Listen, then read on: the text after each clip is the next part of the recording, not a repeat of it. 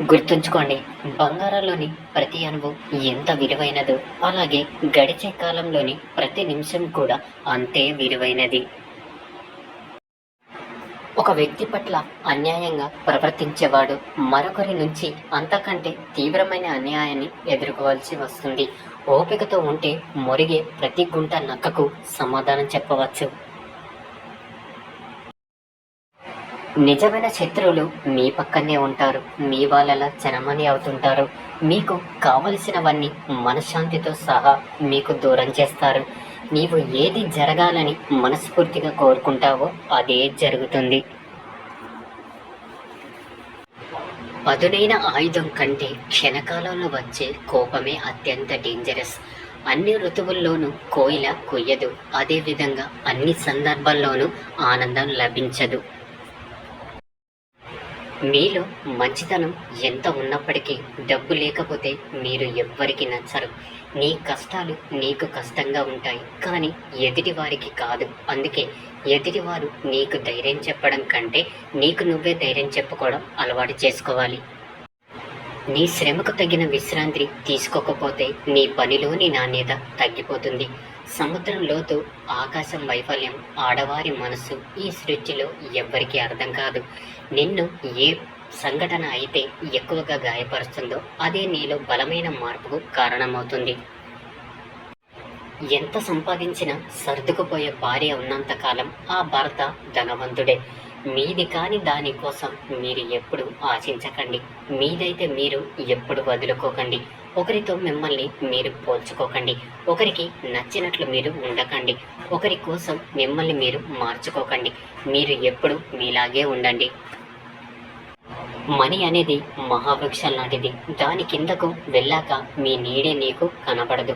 ఇక మీ చుట్టూ ఉన్న వాళ్ళు అసలు కనబడరు. డబ్బు దగ్గర ప్రతి ఒక్కడు స్వార్థపరుడే. ఎదుటి వారిపై ప్రేమ, జాలి, దయ లేని వ్యక్తి పశువుతో సమానము. ఒక వ్యక్తికి అన్నిటిలో కంటే భయంకరమైన దరిద్రం ఒంటరితనమే. మరియు నన్ను ఎవరు పట్టించుకోవడం లేదు, ప్రేమించడం లేదు అనే అభద్ర భావం చదవడం తెలియని మగాడికి దొరకని పుస్తకమే శ్రీ. మనలో మార్పు అనేది చాలా సహజమైనది. ఎలా మారాలి అన్నది వివేకం చెబుతుంది. ఎప్పుడు మారాలి అన్నది అనుభవం చెబుతుంది. అసలు ఎందుకు మారాలన్నది అవసరం చెబుతుంది. గతం గురించి గుర్తుంచుకోండి. అలాగే రేపటి కోసం కలలు కనండి, కానీ ఈరోజు మాత్రం ఆనందంగా జీవించండి. ధర్మదేవత మేలుకుంటే అధర్మం గొంతును నిర్దాక్షిణ్యంగా ఖండిస్తుంది. ఈ సత్యాన్ని ఎవరైనా గ్రహించవలసిందే. మగాడి జీవితంలో స్త్రీ పాత్ర చాలా కీలకమే. అయినా స్త్రీని ఒక వ్యసనంగా మార్చుకునే మగాడికి జీవితంలో శారీరకంగా, మానసికంగా కోలుకోలేని దెబ్బలు తినడం మాత్రం ఖాయం. ఈ సొసైటీలో ఎలా బ్రతకాలి అనేది మనకు ఏ పాఠశాల నేర్పించదు. మన చుట్టూ సొసైటీలో జరిగే చూస్తూ మనకు మనమే నేర్చుకోవాలి.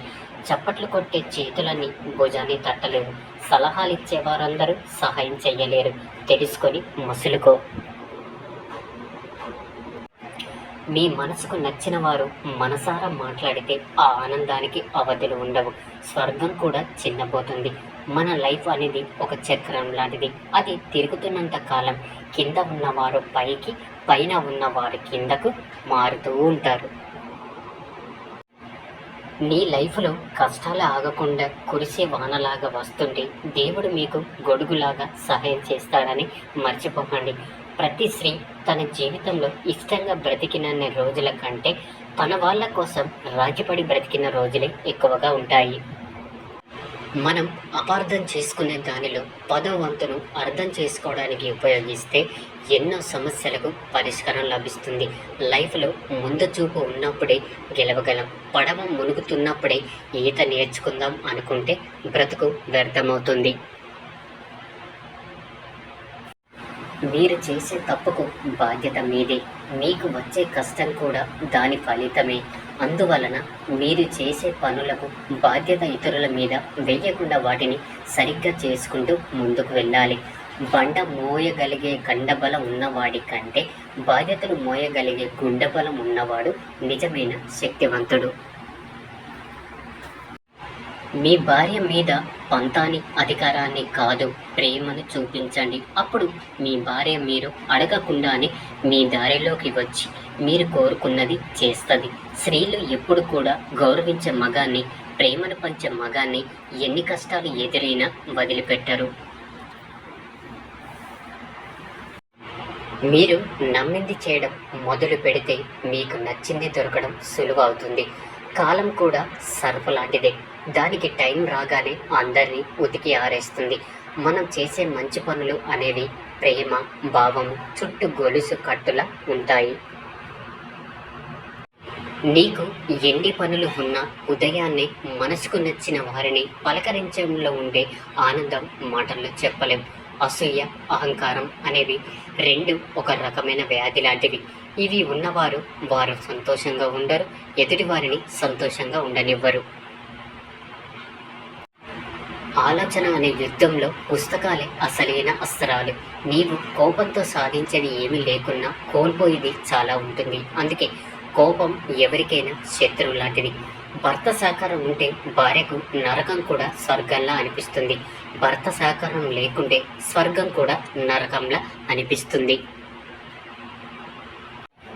నీ మీద నీవు విశ్వాసంతో ఉంటే మరియు కష్టపడి పనిచేస్తుంటే అదే మంచి మెడిసిన్లా నీ ఓటమి మీద పనిచేస్తుంది. అదే నిన్ను గెలిపించడానికి కూడా పనిచేస్తుంది. నమ్మకం లేకుండా మొదలుపెట్టిన పని అర్ధాంతరంగా ఆగిపోతుంది. మీ గెలుపు మార్గాన్ని మీరే కనిపెట్టాలి. ఎందుకంటే మీ ముందు ఎవరు నడవరు, మిమ్మల్ని అనుసరిస్తారు అంతే. అదృష్టం అంటే అందం, ఐశ్వర్యం, ఆస్తి ఉన్నవాళ్ళు మీ లైఫ్లోకి రావడం కాదు, అర్థం చేసుకునే వాళ్ళు రావడం నిజమైన అదృష్టం. నిన్ను ఎక్కువగా ప్రేమించేవారు తెలిపే 3 ముఖ్యమైన సంకేతాలు. మొదటిది, నీకు సంబంధించిన ప్రతి చిన్న విషయాన్ని కూడా వారు చాలా సీరియస్గా తీసుకుంటారు. ఇక రెండవది, ప్రతి చిన్న విషయాన్ని కూడా నీతో పంచుకోవాలని చూస్తారు. ఇక మూడవది, నీపై ఎప్పుడు అలుగుతూ కోపగించుకుంటూ ఉంటారు. నిజమనే వెలుగు ముందు నింద అనే చీకటి ఎక్కువ కాలం నిలబడదు. అందుకే ఎవరో ఏదో అన్నారని బాధపడకూడదు. కాలమే వారికి తగిన రీతిలో బుద్ధి చెబుతుంది. ఎదుటి వారిని ఎప్పుడు అవమానించకండి. వాళ్ళకి కాలం కలిసి వస్తే వాళ్ళ కాళ్ళ కూడా సమానం కారు. మీకు అన్నీ ఉన్నాయని అహంకారం వద్దు. మీ చివరి రోజున ఒక నలుగురు మీతో ఉండేలా మసులుకోండి. త్యాగం అనేది ఎంత స్వార్థం లేకుండా ఉంటే అభివృద్ధి అనేది అంత ఎక్కువగా ఉంటుంది. సుఖదుఖాలు అనేవి 2 మానవ జీవితంలో భాగాలు. వాటి నుండి నేర్చుకుంటూ ముందుకు సాగిపోతూ ఉండాలి. గౌరవం అనేది వయసును బట్టి ఉండదు, సంస్కారాన్ని బట్టి ఉంటుంది. తాటి చెట్టు ఎంత ఎత్తు పెరిగినా దాని కింద ఎవరు నిలబడరు. మర్రి చెట్టు చిన్నగా ఉన్న అందరూ దాని దగ్గరే నిలబడతారు. నీవు చేసే పనులతో అందరితో నీవు ఎంత మంచి వాడివో అని అనిపించుకోవడానికి ప్రయత్నించకు. అందరికీ మంచి చేయడానికి ప్రయత్నించితే అదే నిన్ను కాపాడుతుంది. 1 పాత బట్టలు, 2 పేద స్నేహితులు, 3 ముసలి అమ్మ నాన్న, 4 సాధారణ జీవనం. ఈ 4 విషయాలకు సిగ్గుపడకండి. మ్యారేజ్కి ముందున్న ప్రేమ మ్యారేజ్ తర్వాత కనిపించకపోవచ్చు. అలాగని ప్రేమ తగ్గిందని కాదు, ప్రేమతో కూడిన బాధ్యత పెరిగిందని. ఊరు పేరు, పేద గొప్ప, పాపం పుణ్యం లాంటివేవి లేకుండానే దేవుడు మనలను ఈ లోకంలోకి పంపుతాడు, అలాగే తీసుకుపోతాడు. సో పైవన్నీ మనం కల్పించుకున్నవే. ఒక వ్యక్తి వల్ల కోల్పోయిన నమ్మకం అందరినీ అనుమానించేలా చేస్తుంది. లైఫ్ చాలా విచిత్రమైనది. ఎందుకంటే ఎవరితో ఎవరు ఎంతకాలం కలిసి ఉంటారు అనేది ఎవరు చెప్పలేరు. గుర్తుంచుకోండి, ఎవరినైనా సరే 10 మందిలో ప్రశంసించాలి, ఏకాంతంలో మందలించాలి. 10 మందిలో ఎవరిని తక్కువ చేసి మాట్లాడకండి. ఎదుటి వారిలో లోపాలు ఉంటే చెప్పాలి, కానీ లోకువ చేసి మాట్లాడకూడదు. ఈ సొసైటీలో ఎవ్వరు పర్ఫెక్ట్ కాదు. మీరు ఆదరించిన వాళ్ళు మిమ్మల్ని చీదరించుకున్నప్పుడు మీ సమాధానం మౌనమే అవ్వాలి, తప్పితే మరొకటి కాకూడదు. ఎందుకంటే అది విజ్ఞానతో కూడుకున్న సమాధానం. అందులో గెలుపు తప్ప ఓటమే ఉండదు. ఒక వ్యక్తి ఆపదలో ఉన్నప్పుడు ప్రతి చిన్న విషయం లెక్కలోకి వస్తుంది. ఎంత ప్రేమ చూపించినా తన ప్రేమ ముందు నా ప్రేమ ఎంత అనుకునే భర్త ఉన్నంత కాలం ఆ భార్య మహారాణియే. ఆనందంగా ఉన్నప్పుడు నీకు నచ్చని వాళ్లకు దూరంగా ఉండు. కోపంగా ఉన్నప్పుడు నీకు నచ్చిన వాళ్ళకి దూరంగా ఉండు. బ్రతుకంటే భయం లేకపోయినా పర్వాలేదు, కానీ బాధ్యత లేకపోతే మాత్రం జీవితానికే ప్రమాదం.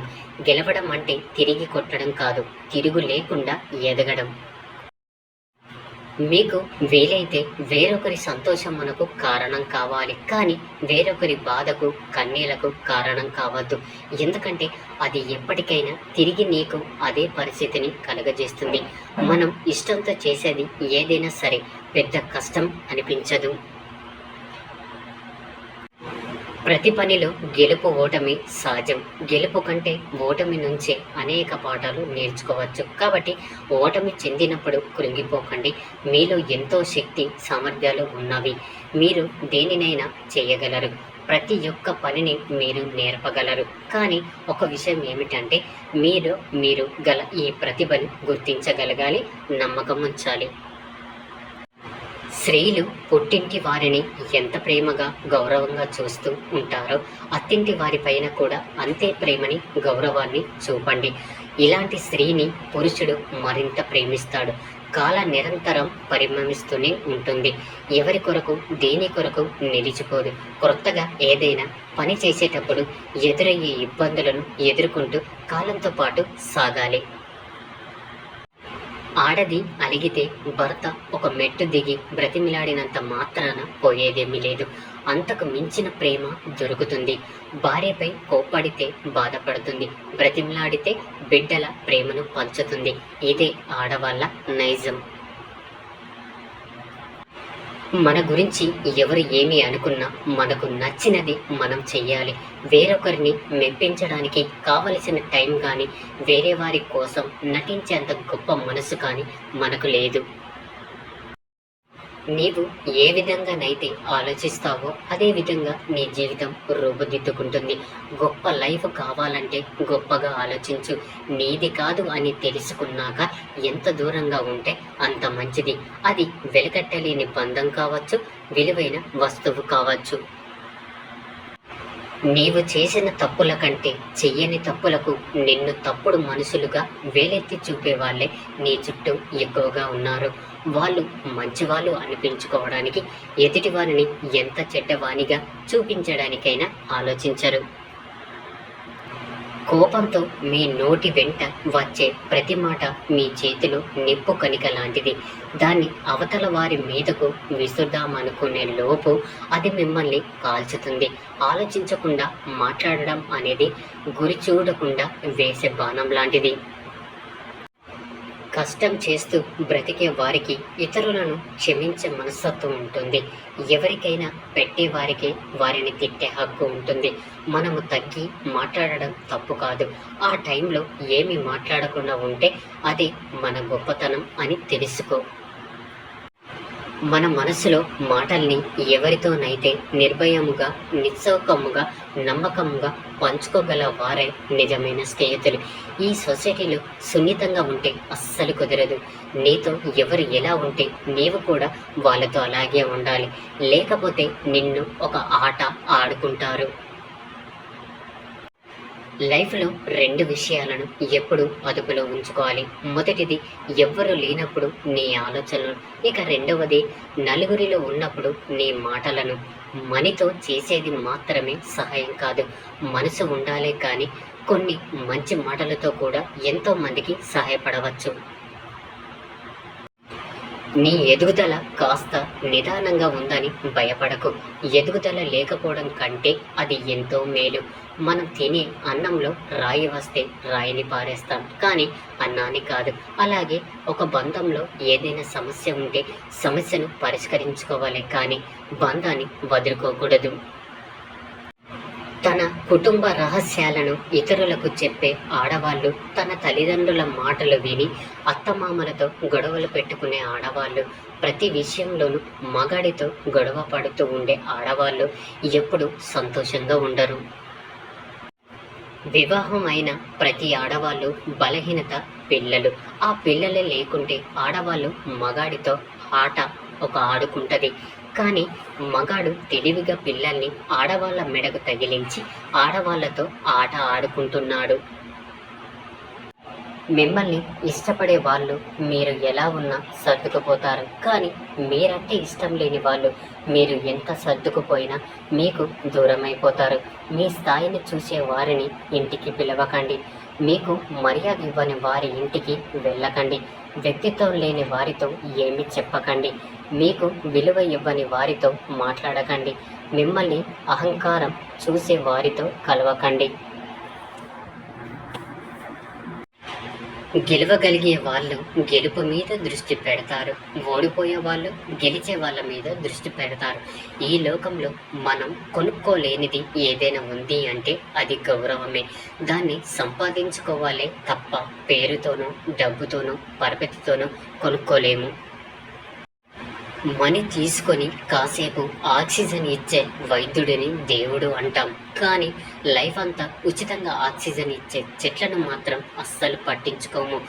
నీలోని అహంభావమును అమాంతంగా అంతమొందించడమే వినయం అంటారు.